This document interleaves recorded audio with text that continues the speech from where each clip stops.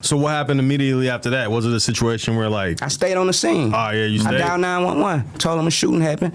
By the time I got to explaining what happened, the police was whipping into the parking lot. You know what I'm saying? I stayed there and Did they treat you as if you were a violent criminal right away, or did they ain't know seem to understand? They ain't know I had nothing to do with the situation because they pull up and yellow taped everything off. Mm-hmm. So we on the outer perimeter. So I could have just hopped in my car and left if I wanted to run from the situation. But there's cameras and all this shit, so you know you're gonna have to deal with it. The cameras, I mean, I know I wasn't. You have nothing to hide. Yeah, I ain't had nothing to hide. Self-defense. It's somebody's child at the end of the day. You know what I'm saying? I understand this. This is an unfortunate situation. Mm-hmm. This need to be handled the right way. You know. So I stay right there. You dig?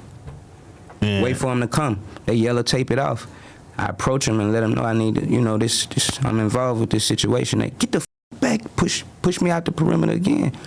I'm like, yo, I'm trying to holler at you. And I guess one officer realized, yo, he's saying he involved with this. Pull him over to the side. So I told him exactly what happened, like I just told you. And the motherfuckers chose to charge me with second-degree murder. Before they had even seen the video footage or anything that would make them think that you were the aggressor? Yeah, because as soon as I met the detectives downtown for questioning, after the questioning was over, that's when they charged me. So I don't know if they seen the tape because I think I made it downtown before the detective made it. So he walked straight in and they took me in the interrogation room behind him. So I know he probably ain't seen no tape unless he watched it in the car on his phone, but this was from you know what I'm saying? Was it a mistake to talk to them without a lawyer? Right. You get in any situation, do not talk without no lawyer. Even if you think you're 100% it don't matter what it is. The police job is to try to find where you wrong at and put handcuffs on your monkey ass. Do not make no statement ever with the police until you got a lawyer present. I don't even give a if he was asking you what kind of gum you like.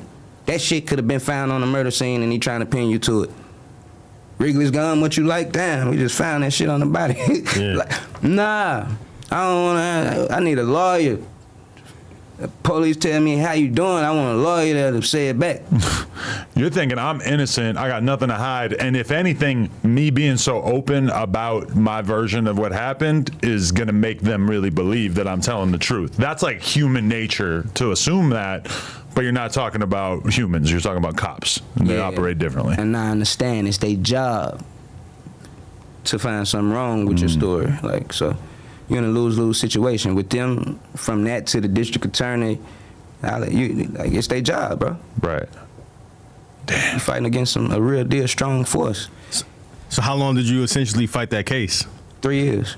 3 years. Had an ankle monitor for 3 years. Big stupid ass shit on my pants, bro. I couldn't wear no jeans I wanted to wear. I couldn't get in the tub like I wanted to. I had to have my foot up in the air every time I take a bath. Like this was the weakest shit ever.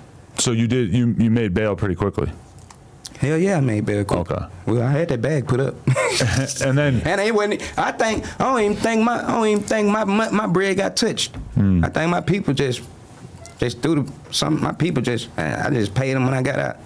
So then you're also dealing with the fact that, you know, anything that happens also becomes like a shit show on social media, and you got all these different pages posting about it, and like, I feel like that must have been kind of crazy for you as somebody who prior to that had a pretty clean image. Yeah, but see, the up thing about it is my community. I'm thinking about my community. Like, right. I really mean something in my community. And this family is a family that I got love for. The family of the deceased is a family that I got real deal love for. But you didn't know that until after? I don't know who this is in front of me. I know I'm faced with a threat. I really got love for this family. Was raised in their houses, ate at their tables. You understand what I'm saying? So this is a f***ed up situation, you understand? Wow. In the courtroom, his family is back there saying this shit's f***ed up for me either way it go. Cause she raised me and him. So when did you realize it was somebody that you actually knew? I never knew him. She just raised. But you had relations. He's family to people that's like my family. So he ain't stay in our neighborhood. Yeah. Maybe he came over their house before, but I don't know. Yeah. You understand what I'm saying? But this family is somebody I got a lot of love for, the whole family. Like, I with the whole family. Damn. And so, okay, but are you paying attention to the dialogue that's taking place on social media where people are probably talking about you like either you crashed out or you were just like a bad person, psychopath type shit, or acting like, oh, he must be on some straight tweaker shit. Like I can just imagine the narratives that people would automatically insert rather than, you know, wait to find out the details. You got your gun on you. You got a son to make it home to. Mm-hmm.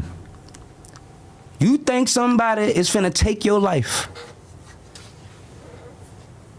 What you gonna do? Oh, yeah. How much you love your kid? Just picture a mother getting it, you standing there and waiting and a mother do something to you and they call your son and say, and your baby mama have to tell your son some I don't believe in speaking bad shit in the ass. So you feel where I'm going? Just picture that shit. Your son, nigga, sitting at home crying because you ain't coming. It's gonna fuck him up. I ain't playing like that. I'm not playing like that. I love everything around me, but I be damn. I love everything, and I'm gonna protect everything around me. And if I could stop anything bad from happening, I'm always gonna do that. But I value my life to the point where I can't let nobody play with it, period. But so during this whole time period, I'm imagining how you must have been feeling, and I feel like you must have been thinking that at some point they're going to see the video, they're going to figure out what happened, and they're going to drop the charges or whatever. Like, but then that doesn't happen. They just aggressively pursue charges against you. Right. And like, that's the craziest shit. I knew the video was going to free me, bro. I knew that shit. I'm like, they got to watch this shit, and this shit got to free me. Because it's still playing back in my mind. I went for that, like, damn. That video didn't do shit for me. But why? It really didn't, even in court? You know why the video did something for me in court? Because I hired a specialist to blow certain parts of the video up, to show the bulge in his pocket, to show him walking in the store doing weird shit with the bulge still in his pocket. All of that type of shit is what when I got a specialist to fuck with that footage, then it favored me. And for like us in California, we always think of down south, and we think that this is the type of situation in which where gun laws are looser and it's easier to get off on self-defense. So I feel like that's when we heard this story, it was always kind of surprising to us because we're like, this is the kind of case that people are supposed to beat down south. Right, but you got to think, they got the officer outside the car saying, "That's Hurricane Chris, bro." See, my lawyer got all this on audio. All this shit was played back in court. I slam dunked their ass. It was so obvious that they had their dick hard for arresting a celebrity to where the jury didn't even want to see no more of this shit. You got the fucking officer outside the car telling me, "Bro, this Hurricane Chris." And guess what else he's saying? "Bro, this shit is self-defense." That's crazy for them to say that, and then they still charge the officer on the scene. Because this situation is actually like incredibly similar to what happened with the baby in Walmart. Yeah. And he didn't have to fight it. Exactly. You know? So why the fuck I gotta fight it?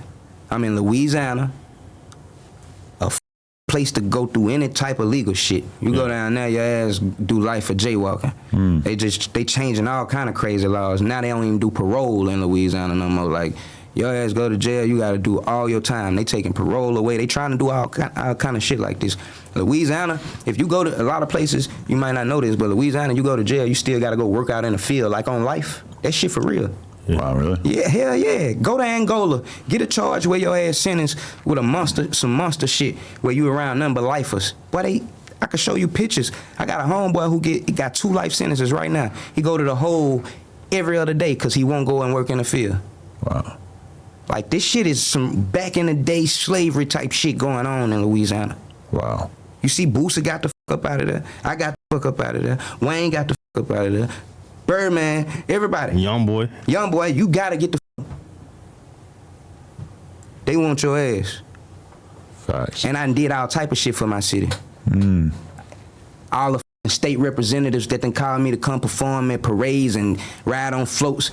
You thinking that these old wig wearing motherfuckers came and helped me in court? Nah, bruh. I had a state representative running around telling the whole city she was my auntie, to the point where everybody telling me, "Call your auntie, I need to do this, I need to do this, She's using my juice up. Ain't got a lick, you ain't fucking kin to me. Ain't none of these people showed up to my trial. Wow. Damn. Yeah, fucked up. End of the Everybody ain't day, your friend. they care about their careers, and Yeah. if you're somebody civil servant and you look like you're defending a murderer, then they're just concerned about the optics. Yeah, but see, I'm gonna let you know how I feel. And everybody who didn't support me after it was over, they got a long text from me. I told them straight up, don't never say another word to me ever in your life. We ain't friends. We ain't nothing.